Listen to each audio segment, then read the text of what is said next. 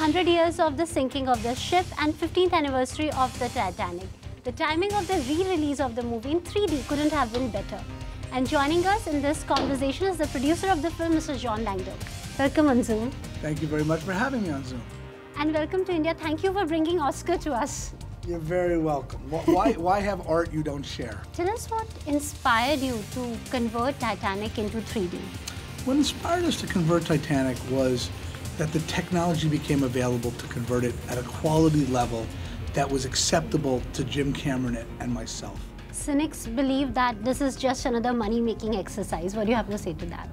I think that, money is a part of it, but we're the ones taking the risk. The studios have put up $18 million to convert the film. We've spent 60 weeks of our life to work on it. And if it goes out there and does some business at the box office, isn't that a good thing? The first idea to convert Titanic into 3D came in 2000. It came in about 2001 when we first started working in 3D. That was the first time where we had 3D cameras that were digital and starting to make some of the documentaries that Jim was a part of. And we said to ourselves, wouldn't it be great if Titanic was in 3D? The technology didn't exist to do it then. According to you, which was the hardest scene to transfer into 3D? The hardest scene to transfer to 3D is not one of the most obvious.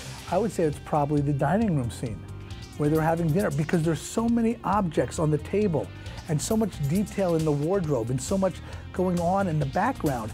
Every object, when you convert a shot, has to be placed in three-dimensional space, and that was quite time-consuming. Tell us, if you have to make Titanic in 2012, whom would you cast? I would go back in time and I would cast Kate and Leo again. With the emotions and passion and action in Titanic, many people believe that it has got all the ingredients of making a classic Bollywood potboiler. What do you have to say to that? I think it does. I mean, I think from what I know of Bollywood movies, that the idea of the love story, the idea of combining it with the action, even throwing in a song, right? A very Bollywood thing to do. You throw that song.